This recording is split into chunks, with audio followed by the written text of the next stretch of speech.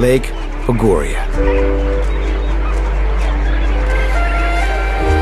A salt lake so toxic, it can burn human skin.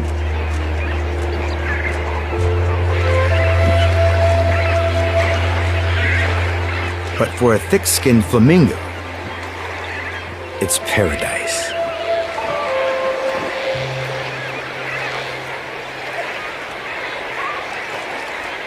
Bursting with her favorite food, a protein-rich algae called spirulina. To win the dating game, she's got to double her weight.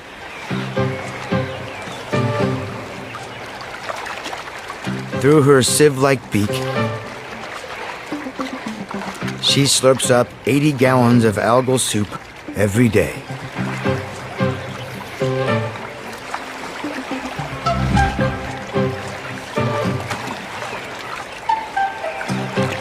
It's a superfood that not only plumps her up, over 3 weeks, it also turns her pale plumage a dazzling pink.